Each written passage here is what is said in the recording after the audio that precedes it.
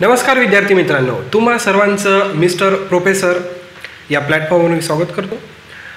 तर बघा, आजपासून आपण डिफरन्शियल इक्वेशन MMPमध्ये मॅथमॅटिकल फिजिक्समध्ये आपण डिफरन्शियल इक्वेशनपासून आपण डिस्कस करणार आहे.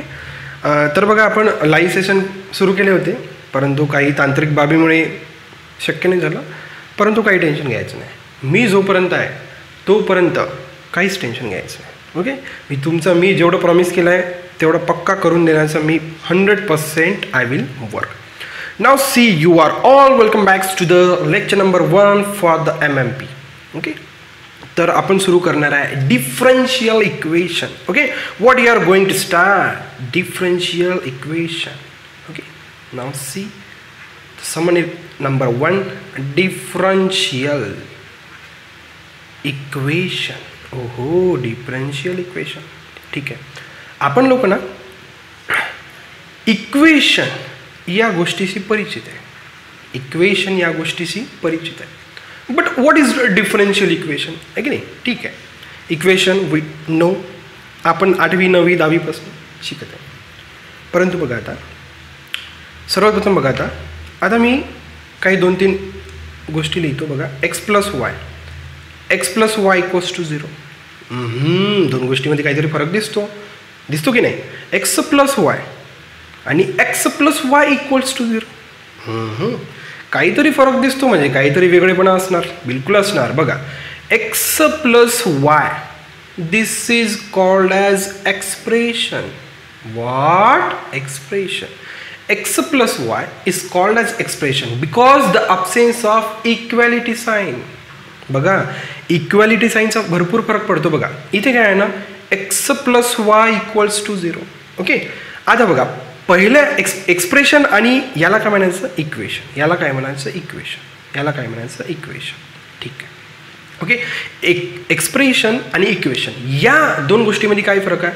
एक्सप्रेशनमध्ये बघा, फक्त इक्वॅलिटी साईन आहे. कोणती साईन आहे?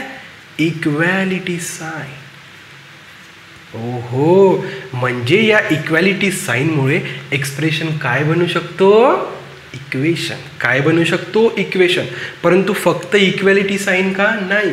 इक्वॅलिटी साईन नंतर इथे काय रे? 0. मे बी इथे 0 राहू शकतो, कोणता कॉन्स्टंट नंबर राहू शकतो, किंवा पुन्हा एखादा व्हेरिएबल राहू शकतो. म्हणजे इक्वॅलिटी साईन नंतर काहीतरी प्रेझेन्स असणं जरुरीचं आहे. इक्वॅलिटी साईन नंतर काहीतरी प्रेझेन्स असणं जरुरीचं आहे. तेव्हाच आपण काय म्हणणार की दिस इज अन इक्वेशन. आता आपण काय शिकणार आहे? Differential equation. तर डिफरन्शियल इक्वेशन म्हणला जो काही इक्वेशन होता दॅट पॉईंट इज क्लिअर. आता मग बघा, आता येऊया आपण परत डिफरन्शियलकडे. What is a differential? बघा,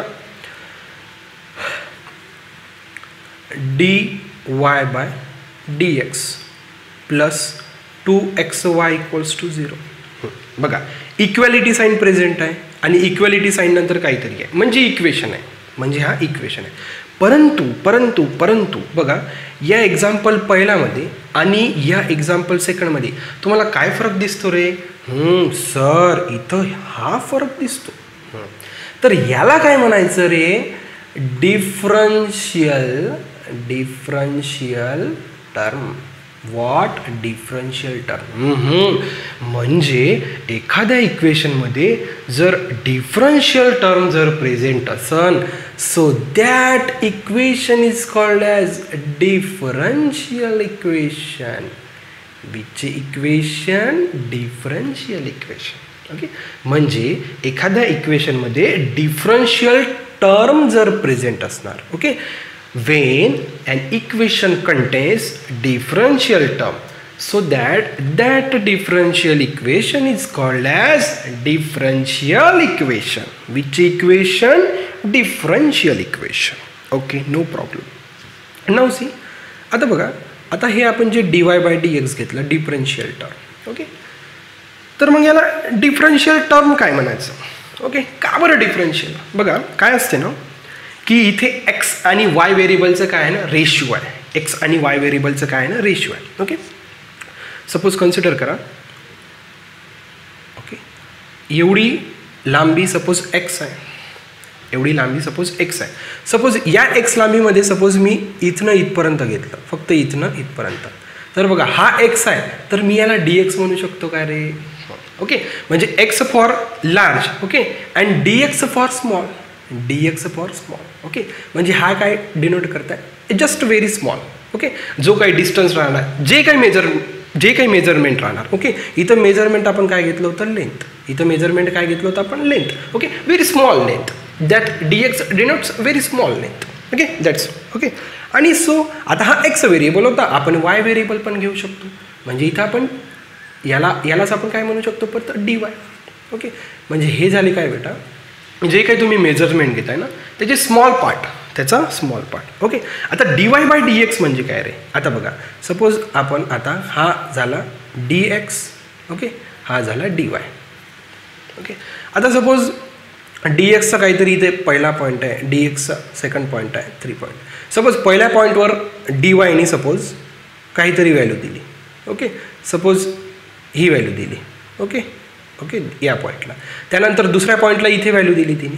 ओके, तिसऱ्या पॉईंटला इथे व्हॅल्यू दिली. म्हणजे दुसऱ्या पॉईंटला इथे, तिसऱ्या पॉईंटला इथे, तिसऱ्या पॉईंटला इथे. म्हणजे असा काहीतरी तो ग्राफ बनत आहे, असा काहीतरी ग्राफ बनत आहे. परंतु बघा इथे बघा, आता इथे लक्षात द्या. बघा, आता आपण सर्वप्रथम काय करत आहे की डी एक्सचे पॉईंट मेजर करत आहे. म्हणजे डी एक्सवर आपण वायचे व्हॅल्यूज डिक्टेट करत आहे. ओके, म्हणजे डी एक्स आहे या दुसऱ्या व्हॅल्यूवर ती व्हॅल्यू होते, डी एक्स या तिसऱ्या व्हॅल्यूवर ती व्हॅल्यू होती. ओके, म्हणजे सर्वप्रथम काय करताना आपण व्हॅल्यू कोणती घेत आहे? डी एक्सची. नंतर व्हॅल्यू कोण देत आहे? D Y. ओके, म्हणजे डी वाय हा कशावर डिपेंडंट आहे रे? D Xavier. कारण की जोपर्यंत आपण डी एक्सच्या व्हॅल्यू पुटअप नाही करणार तोपर्यंत डी वायच्या व्हॅल्यू मिळणार नाही. म्हणजे डिपेंड कोण झाला? म्हणजे इंडिपेंडंट कोण झाला? D x. का बरं डी एक्स इंडिपेंडंट झाला? कारण की त्याच्या व्हॅल्यू आपण पुटअप केल्याशिवाय डी वायच्या व्हॅल्यू मिळत नाही. म्हणून डी एक्स काय झाला इथे? इंडिपेंडंट. ओके, आणि डी वाय काय झाला? डिपेंडंट. डी वाय काय झाला? डिपेंडंट. का बरं हा डिपेंडंट आहे? कारण की जोपर्यंत आपण डी एक्सच्या व्हॅल्यूज पुटअप नाही करत आहे तोपर्यंत डी वाय व्हॅल्यू देऊ शकणार नाही. ओके, तर मग बघा, आता या डिफरन्शियल टर्ममध्ये D Y by D X. Okay, तर हा वाय व्हेरिएबल कोणता झाला? Dependent. Which variable? Dependent variable. या okay, and this X variable is nothing but independent variable.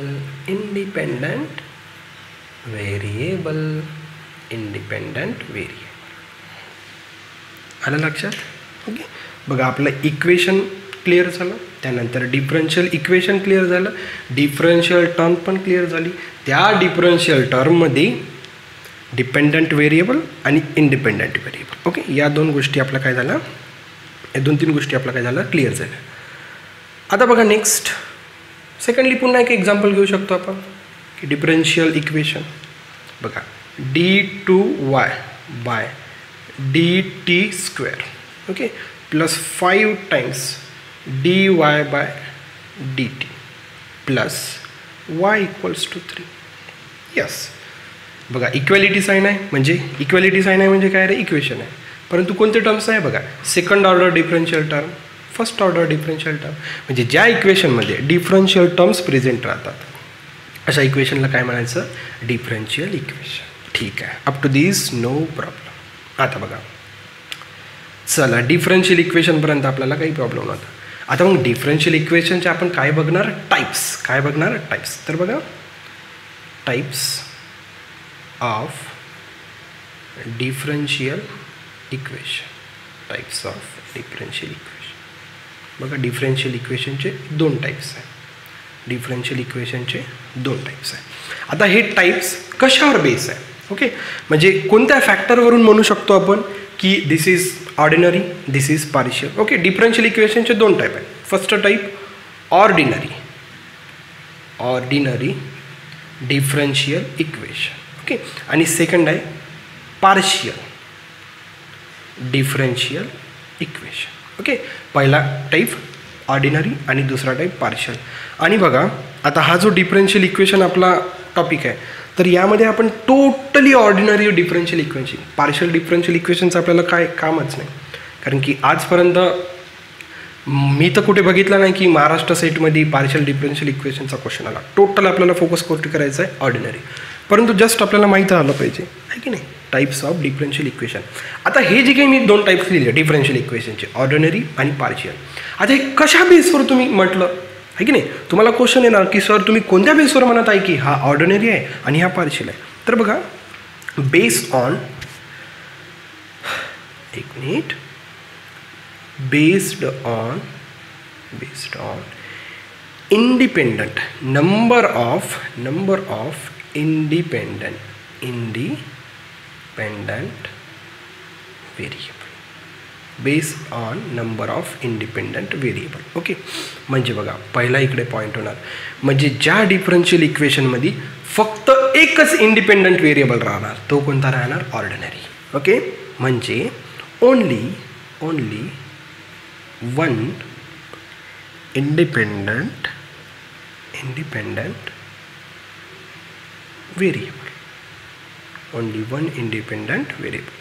म्हणजे ज्या डिफरन्शियल इक्वेशनमध्ये फक्त एकच इंडिपेंडंट व्हेरिएबल राहणार, that differential equation is nothing but ordinary differential equation. याचं आपण एक्झाम्पल बघून घेऊया. बघा, d2y by dx² plus dy by dx plus 5 times y equals to 0. बघा, x इंडिपेंडंट व्हेरिएबल किती आहे, xच आहे. ओके, हा फक्त सेकंड ऑर्डर डिफरन्शियल टर्म होता, हा फर्स्ट ऑर्डर डिफरन्शियल टर्म होता. ठीक आहे ना, किती पण ऑर्डरचे डिफरन्शियल टर्म्स राहिले तर काय घेऊन देणं आहे, काहीच नाही. फक्त आपल्याला काय चेक करायचं आहे, इंडिपेंडंट व्हेरिएबल. आता बघूया आपण इकडे पार्शियल डिफरन्शियल इक्वेशन काय म्हणतो. बघा, 2 or more independent variable. Okay, म्हणजे ज्या डिफरन्शियल इक्वेशनमध्ये 2 किंवा 2 पेक्षा जास्त जर इंडिपेंडंट व्हेरिएबल प्रेझेंट राहिले तर अशा डिफरन्शियल इक्वेशनला आपण काय म्हणू, पार्शियल डिफरन्शियल इक्वेशन. याचं पण एक एक्झाम्पल बघून घेऊया. बघा, डो टू साय म्हणजे व्यवस्थित त्रिशूल काढायचा आहे, डो x² प्लस डो टू साय त्रिशूल अपॉन डो y² प्लस डो टू साय त्रिशूल अपॉन डो z² इक्वल्स टू, हा तर एक्सप्रेशन झाला, हा तर झाला ना equation. Okay, this is nothing but your partial differential equation. Why? Because here is a presence of x variable, y variable and z variable which are independent. That means here the presence of independent variables are 2 or more. किती आहे, more आहे, कारण की 2 पेक्षा जास्त आहे. आलं लक्षात. तर अशा प्रकारे ऑर्डिनरी डिफरन्शियल इक्वेशन आणि पार्शियल डिफरन्शियल इक्वेशन. तर टोटल आपल्या सिलेबसमध्ये आपण याला एक्सक्लूड करणार, याचं आपल्याला काहीच काम नाही. Total focus, we will total focus on this topic. Okay, तर बघा आता आपण पुढल्या कॉन्सेप्टकडे वळूया. आपण डिफरन्शियल इक्वेशनचे टाईप शिकलो, ऑर्डिनरी आणि partial. Okay, ordinary differential equation आपल्याला तोच पॉईंट क्लिअर करायचा, म्हणजे पार्शियल डिफरन्शियल इक्वेशन आपल्याला इथे काही शिकायचं नाही. ओके, मग आता जो काही ऑर्डिनरी डिफरन्शियल इक्वेशन राहणार, ओके, जो काही ऑर्डिनरी डिफरन्शियल इक्वेशन राहणार, तर या ऑर्डिनरी डिफरन्शियल इक्वेशनचं आपण काय शिकणार आता, ऑर्डर आणि degree. Okay, we are going to find the order and degree of a given differential equation.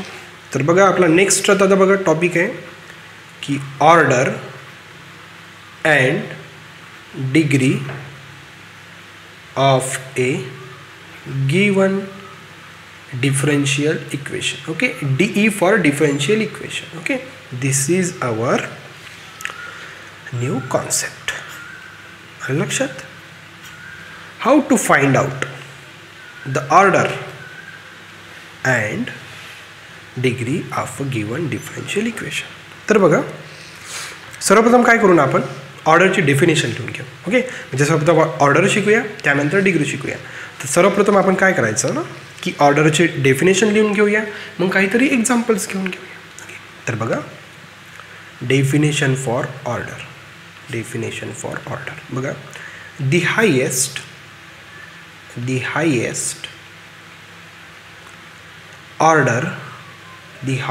Order derivative the highest order derivative of a given differential equation. Simple definition. The highest order derivative of a given differential equation म्हणजे जो काही given differential equation दिलेला आहे त्यामध्ये जो काही highest order differential term राहणार, जो काही हायेस्ट ऑर्डर डिफरन्शियल टर्म राहणार that is nothing but order. जसं की for example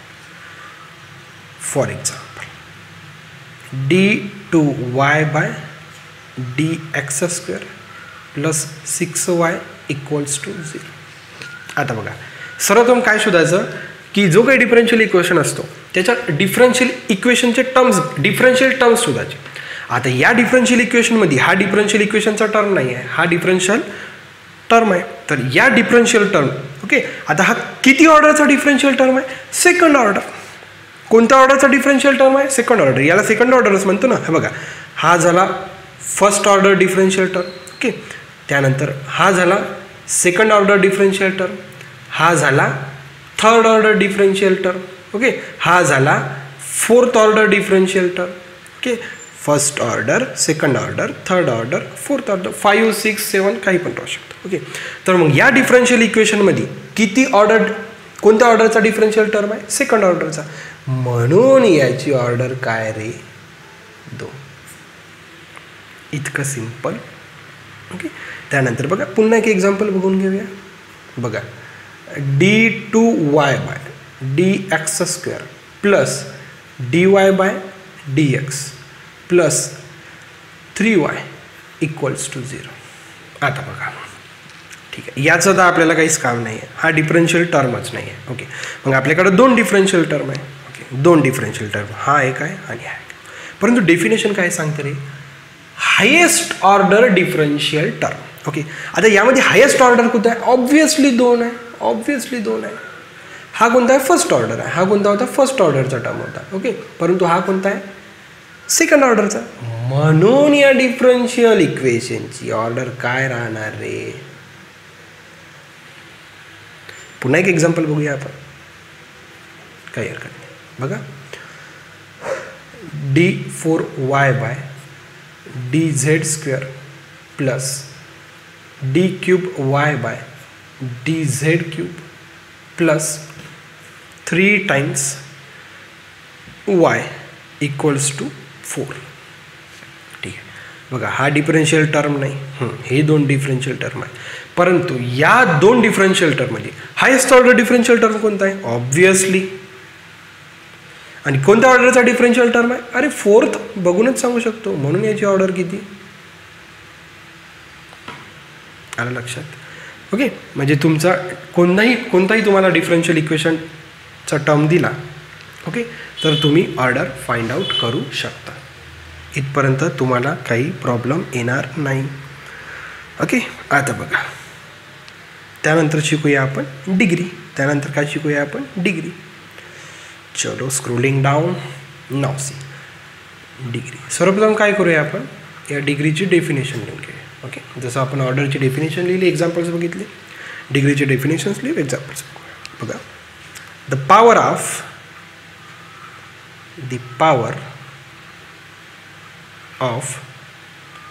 highest order derivative. बघा काय म्हटलं? The power of highest order derivative. बघा ऑर्डरच्या डेफिनेशनमध्ये हायेस्ट ऑर्डर डेरिव्हेटिव्ह अवेलेबल होतं. म्हणजे हायेस्ट ऑर्डर डेरिव्हेटिव्ह म्हणजेच ऑर्डर ना, हायेस्ट ऑर्डर डेरिव्हेटिव्ह म्हणजेच ऑर्डर. तर आता काय म्हटलं आहे? जो काही हायेस्ट ऑर्डरचा डिफरन्शियल टर्म आहे त्याचा पॉवर म्हणजे डिग्री. जो काही हायेस्ट ऑर्डरचा डिफरन्शियल टर्म आहे त्याचा पॉवर म्हणजे डिग्री. बघा आता आपण for example number first d2y by dx² याचा power 2 plus dy by dx equals to 0. ठीक आहे. आता या डिफरन्शियल इक्वेशनमध्ये 2 डिफरन्शियल टर्म आहे ओके. परंतु हायेस्ट ऑर्डर डिफरन्शियल टर्म कोण आहे? हा म्हणून याच्याकडे लक्ष द्यायचं नाही. हायेस्ट ऑर्डर डिफरन्शियल टर्म आहे आणि किती ऑर्डरचा डिफरन्शियल टर्म आहे? सेकंड ऑर्डर, म्हणून याची ऑर्डर किती झाली? ठीक आहे, ऑर्डरचं काही पॉवर. ओके, ऑर्डर आपण फाइंड आउट केलं. पण डिग्रीचे डेफिनेशन काय म्हणते? पॉवर. पॉवर, पण कशाचा पॉवर? Highest order डेरिव्हेटिव्हचा. आता हा हायेस्ट ऑर्डर डेरिव्हेटिव्ह झाला, याचा पॉवर किती आहे रे? 2. म्हणून या डिफरन्शियल इक्वेशनची डिग्री किती रे? आलं लक्षात? बघा पुन्हा एक एक्झाम्पल घेऊया. D cube y by D x cube plus 5 times d2y by dx square plus dy by dx याचा होल क्यूब इक्वल्स टू 0. बघा 3 डिफरन्शियल टर्म्स प्रेझेंट आहे. ओके, हा बघा हा फर्स्ट ऑर्डर आहे. हा कोणता डिफरन्शियल टर्म आहे? फर्स्ट. ओके, म्हणजे हा गेला. हा कोणता आहे? सेकंड, म्हणजे हा पण गेला. मग हायेस्ट किती आहे? हायेस्ट किती आहे? थर्ड ऑर्डरचा, म्हणून याची ऑर्डर किती झाली? ओके, म्हणजे highest order derivative differential term होती 3. ओके, आता जो काही हायेस्ट ऑर्डर डिफरन्शियल टर्म राहतो त्याचा पॉवर काय आहे? काही नाही आहे म्हणजे किती आहे? 1 आहे. काहीच नाही म्हणजे किती आहे? 1. म्हणून याची डिग्री किती झाली? Simple simple simple. येत आहे लक्षात?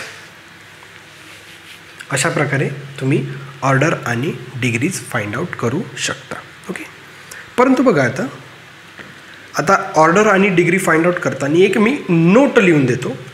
ती नोट इम्पॉर्टंट आहे. Okay, note. Okay, while finding the order and degree. Okay, तर बघा सर्वप्रथम आपण नोट लिहून घेऊया. ओके, मग ती नोट आपल्याला काय रिप्रेझेंट करते, आपल्याला काय सांगते ते घेऊया. तर बघा note, the power of highest order derivative, the power of highest order derivative when the differential equation is free from radicals, that is differential equation does not contain fractional power.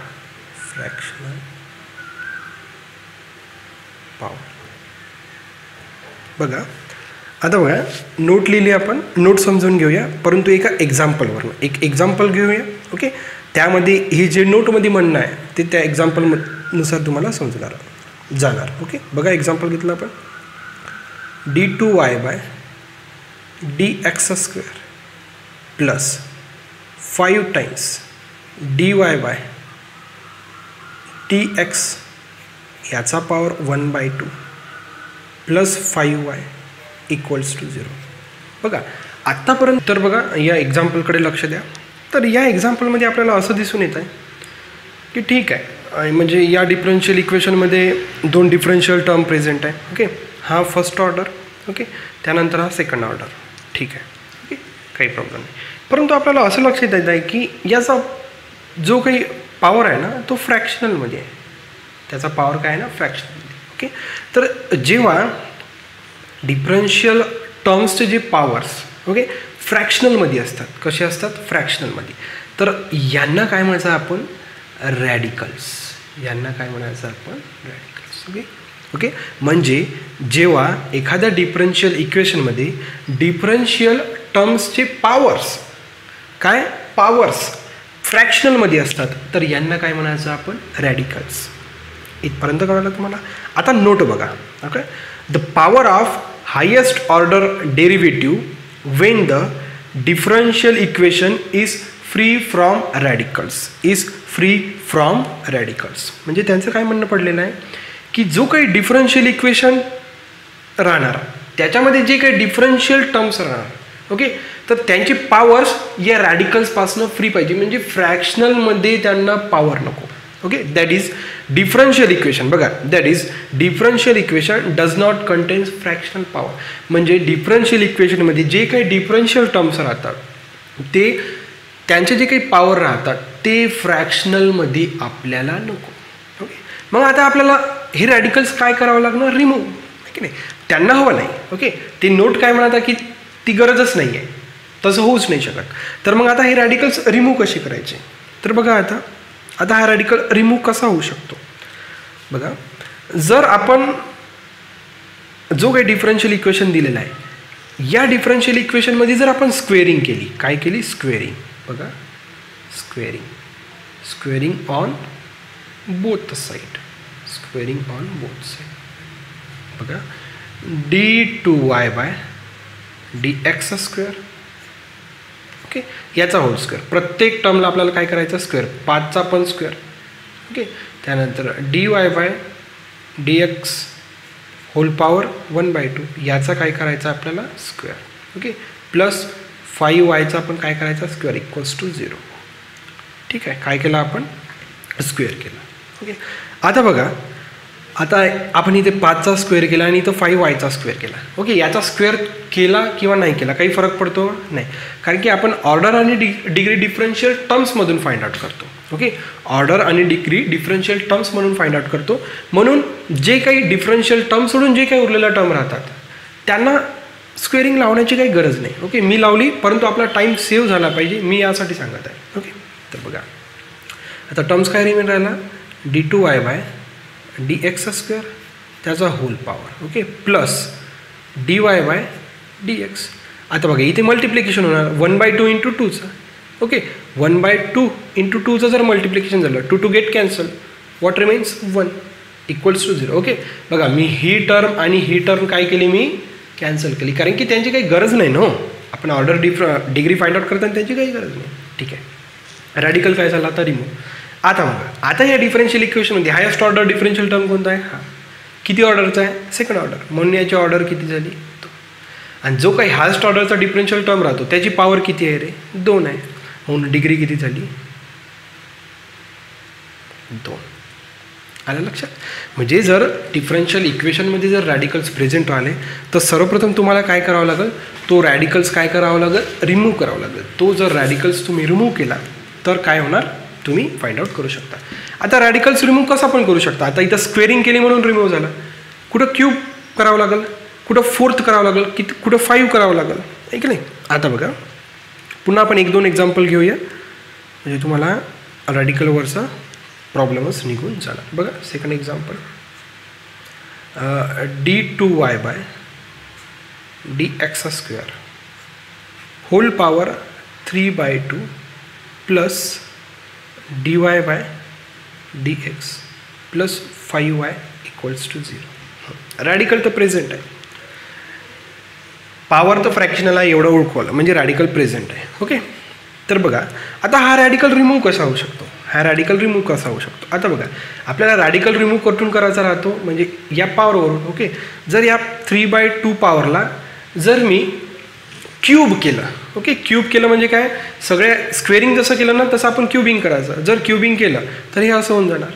Okay, म्हणजे 3 त्रिक किती होत आहे? 9. 9/2. Cubing केलं तर power radical remove होत आहे का? नाही होत आहे. मग आपण काय करूया? स्क्वेअरिंगच करून बघूया. Squaring 3/2 into 2. स्क्वेअरिंग केल्यावर असं येणार, तर 2 टू गेट कॅन्सल होतं, 3 रिमूव्ह होतं. म्हणजे जर मी पुन्हा परत स्क्वेअरिंग केलं डिफरन्शियल इक्वेशनला तर रॅडिकल रिमूव्ह होण्याची शक्यता मला वाटत आहे. मग मी काय करणार? स्क्वेअरिंग. ओके, स्क्वेअरिंग केलं.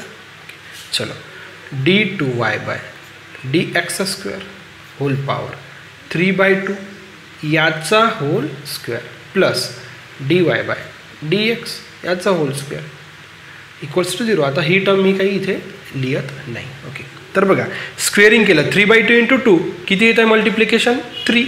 ओके, म्हणजे d2y dx स्क्वेअर, ओके, याचा क्यूब प्लस dy dx याचा whole square equals to 0. Highest order derivative differential term ही आहे, पण किती ऑर्डर डिफरन्शियल किती ऑर्डरचा आहे? सेकंड ऑर्डर, म्हणून ऑर्डर किती? 2. ओके, आणि त्या हायेस्ट ऑर्डर डिफरन्शियल टर्मचा पॉवर किती आहे रे? 3, म्हणून डिग्री किती? आलं लक्षात? असे तुम्ही काही पण करा, स्क्वेअरिंग करा, क्युबिंग करा, किंवा काही ना काही मल्टिप्लाय करा, काही पण करा, पण तो रॅडिकल रिमूव्ह करा, हीच एक कंडिशन आहे. ओके, तर बघा पुन्हा एक एक्झाम्पल घेतो मी, लास्ट एक्झाम्पल, त्यानंतर तुमचा म्हणजे ऑर्डर आणि डिग्री वायचा पॉईंट क्लिअर होऊन जाणार. ओके, तर बघा last example on this, d2y by dx square whole power 3/2 plus dy by dx okay whole power 2/3 plus 6y = 0. याचा पहिले विचार करणं सोडून द्या. ओके, आता बघा दोन डिफरन्शियल टर्म्स आहे, सेकंड ऑर्डर आणि फर्स्ट ऑर्डर, आणि दोन्ही डिफरन्शियल टर्म्सला फ्रॅक्शनल आहे, रॅडिकल तर आहेच. ओके, मग आता हे रिमूव्ह कसं होऊ शकणार? बघा आता बघा, सर्वप्रथम आपण सेकंड ऑर्डर डिफरन्शियल टर्मचा पॉवर किती आहे? 3/2. ओके, 3/2. याचा पॉवर किती आहे? याचा पॉवर आहे 2/3. ओके, याचा पॉवर आहे 2/3. ठीक आहे, आता रिमूव्ह कसा होऊ शकतो? बघा आता मल्टिप्लिकेशनला अशी तुम्हाला संख्या पाहिजे की ज्यामुळे तो पॉवर रिमूव्ह होऊ शकतो. बघा जर मी मल्टिप्लाय बाय 6 केलं आणि इथे पण 6 केलं, ओके, बघा 2 भाग गेला म्हणजे इथे झाला 9. ओके, इथे पण भाग गेला, इथे काय झाला 4. म्हणजे जर मी 6ने जर त्या पॉवरला मल्टिप्लाय करत आहे तर काय होत आहे रे? पॉवर रिमूव्ह होत आहे. ठीक आहे, म्हणजे दोघांचे पॉवर. ओके, कारण की आपल्याला स्क्वेअरिंग केलं तर पूर्ण इक्वेशनला करावं लागेल, क्युबिंग केलं तर पूर्ण इक्वेशनला करावं लागेल. ओके, आता इथे काय करत आहे आपण? 6 मल्टिप्लाय करत आहे. स्क्वेअरिंगमध्ये आपण काय करतो? 2 मल्टिप्लाय करतो. क्युबिंगमध्ये काय करतो आपण? 3 मल्टिप्लाय करतो. ओके, आता इथे काय होत आहे ना, आपण 6 मल्टिप्लाय करत आहे. जर 6 मल्टिप्लाय केलं तर दोन्ही डिफरन्शियल टर्मचे काय होत आहे ना, पॉवर काय होत आहे? रिमूव्ह होत आहे. आता तुमच्या मनात एक क्वेश्चन आला असेल की 6नेच काय बरं मल्टिप्लाय करताय? ओके, बघा पहिला पॉवर आहे 3/2 आणि दुसरा पॉवर आहे 2/3. तर या दोघांचा बेटा LCM काय येतो? 6 येतो. LCM किती येतो? 6. ओके, म्हणजे जर दोन फ्रॅक्शनलमध्ये म्हणजे सपोज 2 डिफरन्शियल इक्वेशन आहे आणि दोघांचे फ्रॅक्शन्स म्हणजे दोघांची पॉवर जर फ्रॅक्शनमध्ये असणार, ओके, तर त्यांचा तुम्ही LCM काढण्याचा प्रयत्न करायचा. आता बघा वरच्या एक्झाम्पलमध्ये LCM काढण्याचा प्रयत्न आपण का बरं नाही केला? कारण की एकच फ्रॅक्शनल टर्म प्रेझेंट होती. जर फ्रॅक्शनल टर्म जर प्रेझेंट राहिला तर त्यांचा LCM काढण्याचा प्रयत्न करा. जर तुम्ही LCM काढला तर पॉवर्स ॲटोमॅटिक रिमूव्ह होऊन जाणार. कोणते? फ्रॅक्शनल पॉवर्स रिमूव्ह होऊन जाणार. ओके, म्हणजे आपल्याला काय करावं लागेल बेटा? जसं आपण स्क्वेअरिंगनी 2ने मल्टिप्लाय करत होतो, आता इथे 6ने मल्टिप्लाय करावं लागणार. म्हणजे बघा आता d2y by dx square okay whole power 3/2. Okay, आणि याला आपण मल्टिप्लाय केलं 6ने plus dy by dx whole power 2/3 आणि याला मल्टिप्लाय केलं आपण 6ने = 0. ओके, आता बघा d2y बाय dx स्क्वेअर. आता जेव्हा आपण इथे 6ने मल्टिप्लाय केलं 3/2ला तर आपल्याकडे काय भेटलं रे? 9. म्हणजे पॉवर किती झाला याचा? 9 plus dy by dx okay whole power 2/3. 2/3ला मी जेव्हा 6ने मल्टिप्लाय केलं तर मला काय मिळालं? 4. म्हणजे काय झालं? रॅडिकल्स काय झाले? रिमूव्ह झाले. आता ओळखायचं. तर बघा याच्यामध्ये हायेस्ट ऑर्डर डिफरन्शियल टर्म आहे हां, आणि किती हायेस्ट ऑर्डर आहे? सेकंड, म्हणून ऑर्डर किती झाली? 2. ओके, आणि डिग्री किती होणार? त्याचा पॉवर, त्याचा हायेस्ट ऑर्डर डिफरन्शियल टर्मचा पॉवर किती आहे? 9. आलं लक्षात? बघा जर जर फ्रॅक्शनल प्रेझेंट असणार, ओके, म्हणजे जसं की हा वरचा एक्झाम्पल, ओके, म्हणजे फक्त सिंगल होता. ओके, हा जो काही रॅडिकल होता फक्त सिंगल होता कारण की एकच डिफरन्शियल टर्मला होता. ओके, मग तिथं ट्राय करायचं स्क्वेअरिंगने होते की क्यूबने होते की कोणत्या नंबरने होऊ शकतो, तो तुम्हाला इझिली लक्षात येईल. सपोज जर 4/2 राहिला, ओके, तर 2ने मल्टिप्लाय केल्यानेच होत आहे कारण की 2 कॅन्सल होत आहे. सपोज जर पॉवर 4/7 राहिला तर 7 मल्टिप्लाय केलं तर हा 7 7 कॅन्सल होत आहे. सपोज जर पॉवर 8/3 राहिला म्हणजे 3ने मल्टिप्लाय करावं लागणार. ओके, सिंगल पॉवरसाठी. ओके, सिंगल पॉवरसाठी म्हणजे याच्यावर आपल्याला असं लक्षात येत आहे की सपोज 3/5 राहिला. ओके, तर ही जी काही खालची टर्म असते ना, यांनी आपल्याला इथं मल्टिप्लाय करावं लागणार. ओके, सपोज आपल्याकडं 9/7 आहे, ते 7ने मल्टिप्लाय करायचं. ओके, सपोज तुमच्याकडं काही पण घ्या, 5/8 आहे, तर 8ने मल्टिप्लाय करायचं. म्हणजे जो खालचा टर्म आहे त्याच्याने मल्टिप्लाय जर केलं, जेव्हा सिंगल प्रेझेंट असतो, ओके, तेव्हा रॅडिकल रिमूव्ह होऊ शकते. परंतु जेव्हा 2 रॅडिकल्स प्रेझेंट राहतात तेव्हा काय करायचं, सिम्पली त्यांचं LCM काढायचं आणि त्या नंबरनी काय करायचं, मल्टिप्लाय. बघा, मी या ज्या सांगितलेल्या टेक्निक्स आहे या जर तुम्ही फॉलो केल्या तर तुम्ही जीवनात कधी ऑर्डर आणि डिग्री याबद्दल तुम्हाला कधीच प्रॉब्लेम येणार नाही. ओके, तर बघा, अशा प्रकारे आजचा हा आपला MMPवरचा पहिला व्हिडिओ होता. ओके, सो तुम्ही भरपूर वेळ हा व्हिडिओ बघण्याचा प्रयत्न केला, त्यासाठी तुमचे मी आभार मानतो आणि thank you for watching. See you in the next video.